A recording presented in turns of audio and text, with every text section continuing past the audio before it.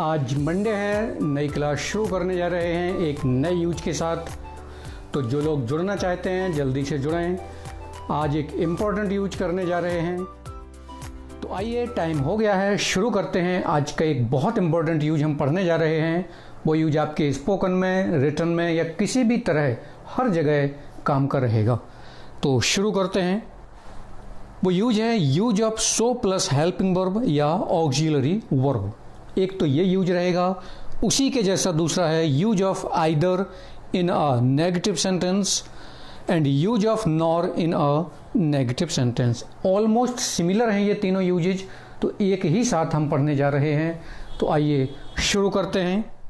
तो सबसे पहला यूज है जो हमारा, वो है use of so plus helping verb. इसी को ऑक्सिलरी वर्ब बोलते हैं, ठीक है। अब इन सेंटेंसेस को जरा देखें। लता गाती है और आशा भी। पिता एक शिक्षक है और पुत्र भी। मैंने शिक्षक से झूठ बोला और तुमने भी। तुम थके हुए हो और मैं भी।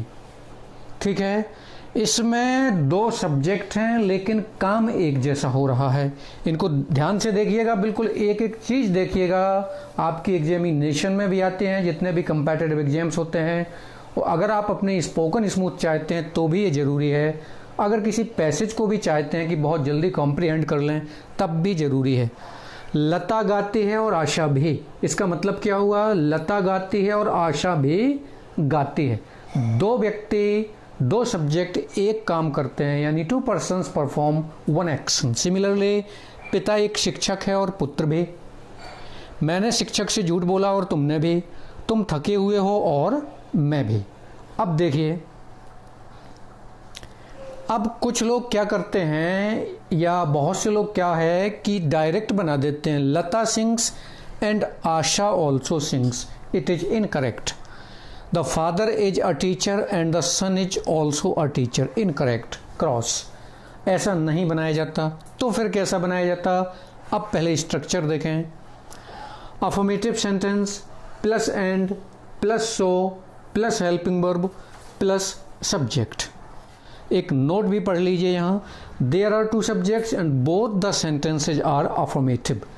इसमें दो सब्जेक्ट्स होते हैं और दोनों सेंटेंसेज अफर्मेटिव होते हैं। इसकी चर्चा हो चुकी है। अब देखिए, लता सिंग्स एंड सो डज आशा। इसका मतलब क्या हुआ? लता गाती है और आशा भी। Father is a teacher and so is the son. पिता एक शिक्षक है और पुत्र भी, यानी पुत्र भी शिक्षक है। I lied to the teacher and so did you. मैंने शिक्षक से झूठ बोला और तुमने भी। You are tired and so am I. आप थके हुए हैं और मैं भी, यानी मैं भी थका हुआ हूं। तो क्या आप डिफरेंस देख रहे हैं या क्या यूनिक बात देख रहे हैं? पहला सेंटेंस अफर्मेटिव हो गया, लता सिंग्स, उसको एंड से कनेक्ट कर दिया, एंड। फिर आपको सो लगाना है और जिस टेंस में ये सेंटेंस दिया हुआ है उसकी हेल्पिंग वर्ब, और हेल्पिंग वर्ब लगेगी लास्ट में आने वाले सब्जेक्ट के अनुसार। प्रेजेंट इंडेफिनिट है, आशा है, सिंगुलर है, डज लगेगा। अगर यहाँ कुछ और होता तो डू लग जाता। Similarly father is a teacher, ये वर्ब टू बी का सेंटेंस है, इज एम आर वाला, तो so is the son. Is का यूज कर दिया सन के अनुसार। अगर यहाँ बहुत से सन्स होते तो आर हो जाता। I lied to the teacher, past indefinite है, पास्ट सिंपल है, तो आपने लिख दिया सो डिड यू, क्योंकि पास्ट इंडेफिनिट की हेल्पिंग वर्ब होती है did. You are tired and so am I. Again verb to be का सेंटेंस है, तो हमें आई के अनुसार क्या लगाना पड़ेगा? एम। अभी मैं आपको बताने वाला हूं कि एग्जामिनेशंस में किस तरह से ये पूछा जाता है। 4 ऑप्शन रहते हैं और वो पूछता है कि बताइए इसमें कौन सा फिलअप करेंगे। इतना क्लियर हुआ? ठीक है। अब एक दो और देखिए नीचे sentences. Mother has stolen a ring. माँ ने एक रिंग चुराई है। And so has the daughter, और पुत्री ने भी चुराई है। तो हैज क्यों लगाया? प्रेजेंट परफेक्ट टेंस है। प्रेजेंट परफेक्ट टेंस की हेल्पिंग वर्ब्स हैज और हैव। यहाँ क्या लगेगा? चूंकि डॉटर है, सिंगुलर सब्जेक्ट है, तो हैव नहीं लगेगा। क्या लगेगा? हैज। सिमिलरली मदर के साथ भी हैज। एक और सेंटेंस देखिए।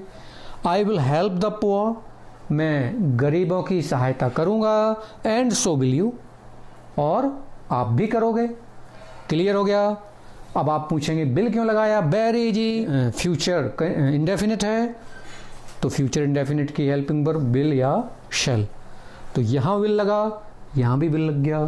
Okay, I will help the poor and so will you, ऐसा नहीं एंड विल सो यू, या इसको कोई चेंज नहीं कर सकते, जो लिखा वो फिक्स्ड है। अभी हम इसको नीचे देखेंगे कि एग्जाम्स में कैसे आता है।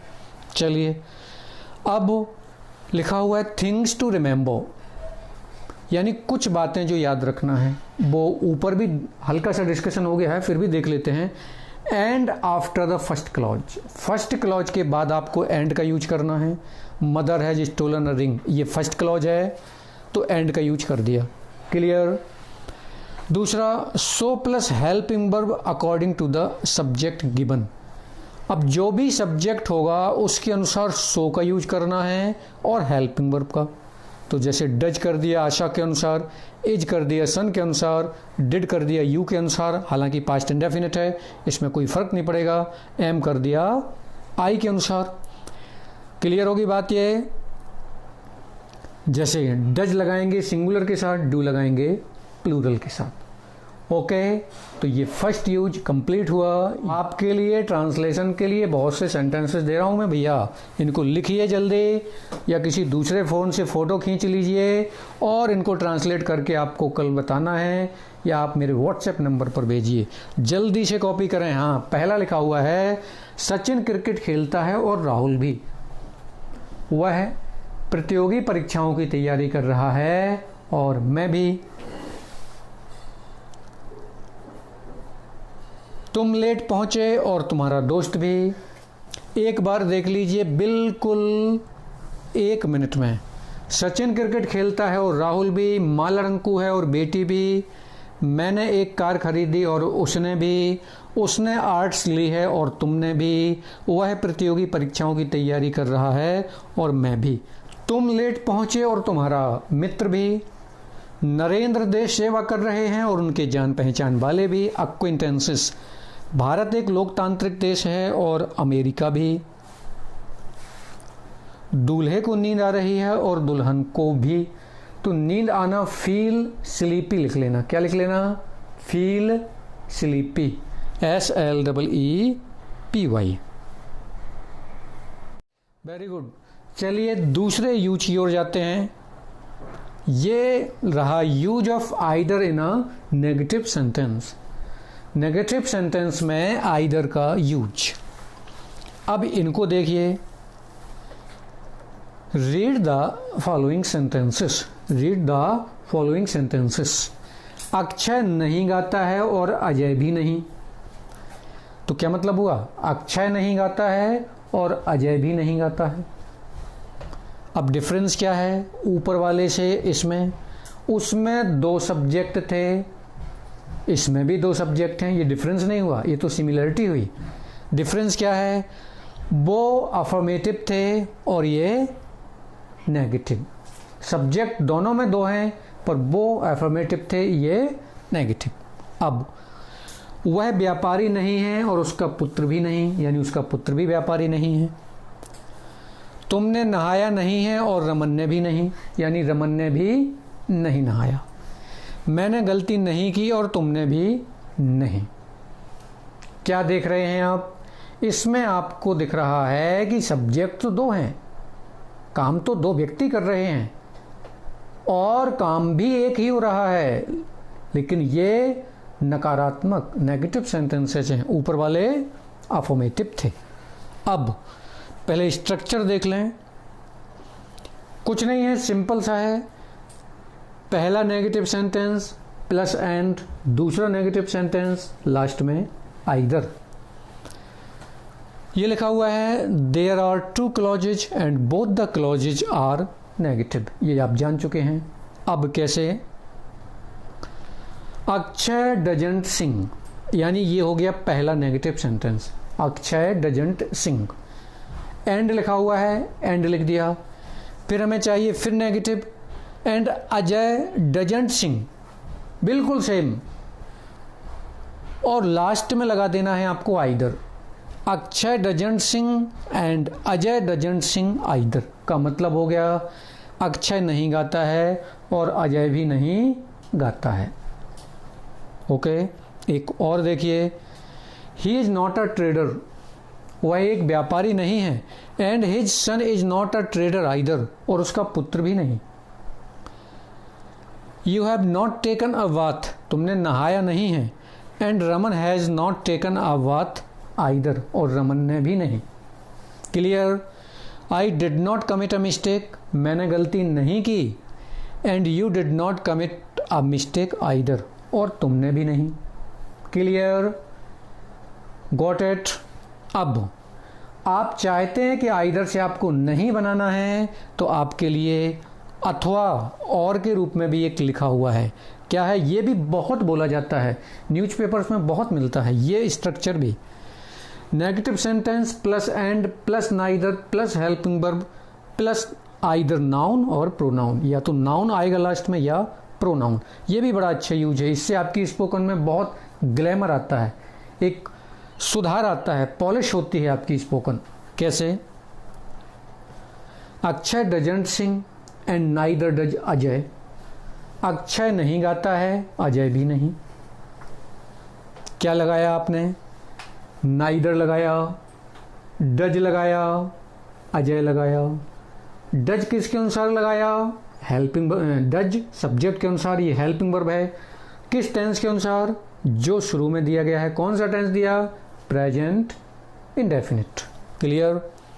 He is not a trader, वह व्यापारी नहीं है, and neither is his son, और ना ही उसका पुत्र। तो वेरी इजी। इज किसके अनुसार? सन के अनुसार। क्यों लगाया? क्योंकि ये वर्ब टू बी का सेंटेंस है। वर्ब टू बी का सेंटेंस क्या होता है? जिसमें एज एम आर वॉज बर के बाद या तो नाउन का यूज हो या एडजेक्टिव का, जैसे you are a student, he is optimistic, we are Indians, he is hopeful. ये सब क्या है? Verb to be. एक और देखिए, you haven't taken a bath, तुमने नहाया नहीं है, and neither has Raman. Clear होगी बात? अब यहां हैव लगा हुआ है, यहां हैज, ऐसा क्यों? आपको क्लियर हो चुका है, क्योंकि यू के साथ हैव लगाते हैं तो हैव लगा दिया। रमन के साथ क्या आएगा? हैज आएगा कि नहीं, इसलिए हैज लगा दिया। अब यहां रमन एंड बिमल होते तो क्या हो जाता? हैव। क्लियर हो गया? I did not commit a mistake, मैंने गलती नहीं की, एंड नाइदर डिड यू, और ना ही तुमने। क्यों लगाया डिड? पास्ट इंडेफिनिट है, पास्ट इंडेफिनिट की हेल्पिंग वर्ब क्या होती? डिड।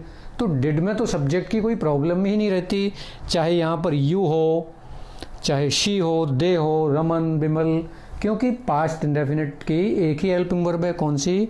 डिड। अब आपके लिए मैं सेंटेंस दे रहा हूं, जल्दी से लिख लीजिए। मैं शराब नहीं पीता और मेरा दोस्त मनीष भी नहीं, यानी मेरा दोस्त मनीष भी नहीं पीता। क्लियर? मैं अपना समय नष्ट नहीं करता हूं और मेरा भाई भी नहीं। मैंने पहले यह मंदिर नहीं देखा था और उसने भी नहीं। आप भी करीब 10-15 ऐसे सेंटेंसेस लिखें हिंदी में, उनको इंग्लिश ट्रांसलेट करें, उनकी प्रैक्टिस करें, मिरर प्रैक्टिस।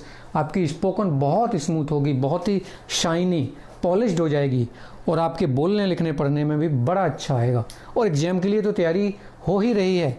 ठीक है, एक और यूज है आज का लास्ट का, छोटा सा यूज है 2 मिनट का, क्योंकि इसी से उसका रिलेशन है, कनेक्टेड है, इसलिए इसी में उसको सीखना जरूरी है। अब हम पढ़ेंगे last use, use of nor in a negative sentence, यानी नकारात्मक वाक्य में नॉर का यूज, नेगेटिव सेंटेंस में नॉर का यूज। अब रीड द फॉलोइंग सेंटेंसेस, इन वाक्यों को पढ़ें। राधिका नहीं आई और वह आएगी भी नहीं। वह हाई स्कूल पास नहीं कर सका और कर भी नहीं पाएगा। राधिका नहीं आई और वह आएगी भी नहीं। वह हाई स्कूल पास नहीं कर सका और कर भी नहीं पाएगा। अब बताइए आप डिफरेंस। पहला सेंटेंस, पहला क्लॉज नेगेटिव है, क्लियर हो गई बात। और दूसरा क्लॉज भी नेगेटिव है, क्लियर हो गई। काम कितने हो रहे हैं? एक। आने का, इस बात से कोई फर्क नहीं पड़ेगा कि ये पास्ट इंडेफिनिट में हुआ, ये फ्यूचर इंडेफिनिट में, काम तो आने का ही हो रहा है, कम।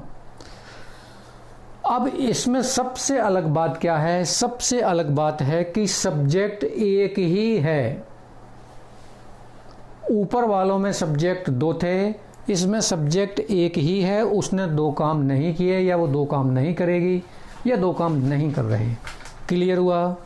अब एक और देखिए, वह नहीं मानेगा और मानेगा भी नहीं। क्लियर? मेरा मित्र झूठ नहीं है, मेरा मित्र झूठा नहीं है और वह हो भी नहीं सकता। वह सरकारी अधिकारी नहीं है और होगा भी नहीं। तो ये तो हैं सेंटेंसेस। अब आगे बढ़ें। अब यहां नोट लिखा हुआ है, both the sentences are negative but there is only one subject. ये आपको बताया जा चुका है कि दोनों सेंटेंसेस नकारात्मक हैं, नेगेटिव हैं, सब्जेक्ट एक है। अब देखिए structure, negative sentence plus nor plus helping verb plus subject. सबसे पहले नेगेटिव सेंटेंस लिखना है आपको, फिर बीच में नॉर प्लस हेल्पिंग वर्ब और लास्ट में सब्जेक्ट। अब देखिए, Radhika didn't come nor will she. Radhika नहीं आई और वो आएगी भी नहीं। Radhika didn't come, did not come, nor will she. यहां ध्यान देना है, nor will she, nor she will नहीं, nor will she. He couldn't pass the high school examination, nor will he be. वह हाई स्कूल एग्जामिनेशन पास नहीं कर सका और कर भी नहीं पाएगा। अब आपको यहां थोड़ा डाउट हो जाया करता है कि सर बी क्यों लगा दिया, बी ई। ध्यान रखिए, जब हमें कहना हो पाएगा, तो चूंकि इस प्रकार के वाक्य विल बी एबल से बनते हैं, जैसे मैं आपकी सहायता नहीं कर पाऊंगा, तो I will not be able to help you. मैं 50 किलो वजन नहीं उठा पाऊंगा, I will not be able to lift 50 kg of weight. मैं एक दिन में 100 मीनिंग नहीं सीख पाऊंगा, I will not be able to learn 100 words in a day. Clear हुआ? तो चूंकि यह हिंदी में कह रहा है कर भी नहीं पाएगा, कर भी नहीं पाएगा। अगर यहां होता है, अगर ऐसा होता कि करेगा भी नहीं, तो फिर क्या बनता? He did not pass the high school examination nor will he। ही पर खत्म हो जाता, लेकिन यहां कह रहा पाएगा, तो फिर हमें क्या लगाना पड़ा? B. He couldn't pass the high school examination, वह हाई स्कूल एग्जाम पास नहीं कर सका, nor will he be, ना ही वह पास कर पाएगा। अगर आपको कहना हो ना ही वह पास करेगा, तो क्या बनेगा? nor will he। ही पर ही खत्म हो जाएगा। ये चीज क्लियर हुई? बच्चे यहां पूछा करते हैं, इसलिए मैंने आपको यहां पर क्लियर कर दिया। ही डिड नॉट कम अराउंड, वह नहीं माना। कम अराउंड माने मान जाना, कम अराउंड मीन्स मान जाना, और मनाना माने क्या होता है? ब्रिंग अराउंड या ब्रिंग राउंड। जैसे मैं अपने मित्र को मना लूंगा, I will bring my friend round. और खुद मान जाओ जब, तो कम अराउंड या कम राउंड भी हो जाता है। ही डिडंट कम अराउंड, वह नहीं माना, नॉर विल ही, और मानेगा भी नहीं। My friend is not a liar, मेरा फ्रेंड झूठा नहीं है, नॉर कैन ही बी, और ना ही वह हो सकता है। अब यहां भी बी लगाया, क्यों? क्योंकि यहां भी तो सकना आ रहा, हो सकना का मतलब होता है कैन बी। क्लियर हो रही बात? ये जैसे ये सवाल गलत हो सकता है, this question, this sum can be wrong, तो इसलिए बी लगा दिया। अब अगर कोई और वर्ब होती तो ही तक ही समाप्त हो जाता है। He is not a government officer nor will he be, वह एक सरकारी ऑफिसर नहीं है, सरकारी अधिकारी नहीं है, ना ही वह होगा या बनेगा। तो चूंकि होगा, होगा की अंग्रेजी होती है विल बी, तो हमने क्या लिख दिया? Nor will he be. अगर होगा ना होता, कुछ और अर्थ निकलता, तो बी का यूज नहीं होता। और पहले चलिए सेंटेंस ही लिख लीजिए यहाँ से। तो जल्दी से आप खुद देख लीजिए, उसने खाना नहीं खाया और खाएगा भी नहीं, किशन ने होमवर्क नहीं किया और करेगा भी नहीं, वह परिश्रमी नहीं है और हो भी नहीं सकता, वह 20 किलो भार नहीं उठा सका और उठा भी नहीं पाएगा, वह सच नहीं बोलता और बोल भी नहीं सकता, वह मोटी नहीं है और होगी भी नहीं, उसे इंग्लिश नहीं आती है और आएगी भी नहीं, टॉम ने मेरी बात नहीं मानी और मानेगा भी नहीं, वह प्रदर्शनी देखने नहीं गया और जाएगा भी नहीं, उसने मुझे धोखा नहीं दिया और देगी भी नहीं, उसमें दूसरों के प्रति दया नहीं है और हो भी नहीं सकती, यह डॉक्टर फीस नहीं लेता और लेगा भी नहीं, दीपक ने दीपिका से विवाह नहीं किया और करेगा भी नहीं, उसको मैथ समझ में नहीं आती और आएगी भी नहीं, मैं कभी झूठ नहीं बोलता हूँ और बोलूँगा भी नहीं। नाउ अब जैसा कि मैं बार बार आपसे कहता रहा हूँ कि एग्जाम में कैसे पूछे जाते हैं, ये वो देखिए जरा अगले 1 मिनट में। How questions are asked in exams, ठीक है। स्पेन प्लेज फुटबॉल एंड, अब यहां ब्लैंक देगा Brazil, Spain plays football and blank Brazil, ऐसे 4 ऑप्शन आपके पास रहेंगे। Does so, is so does, so did, tense देखना पड़ेगा, सब्जेक्ट देखना पड़ेगा, काइंड ऑफ यूज देखना पड़ेगा, आप फिलअप कर देंगे। मैं आंसर नहीं बता रहा हूं, आप इसको खुद आंसर लिखते जाइए। दूसरा, you do not take non vegetarian food and blank I, neither does, neither do, either do, neither will, he did not apply for the post blank, nor will he, nor he will, neither will he, nor he did. B का मतलब होता है is am are बॉजबर, be का मतलब क्या होता है, एज एम आर बॉजबर। जैसे मैं कहूँ ये एक स्क्रीन है तो दिस इज अ स्क्रीन, जैसे मैं कहूँ तुम एक विद्यार्थी हो, यू आर अ स्टूडेंट, मैं आशावादी हूँ, I am hopeful, optimistic. Clear हो गई बात। ऐसे हजारों चाहे जितने लिखते जाइए आप, ये वर्ब टू बी कहलाता है।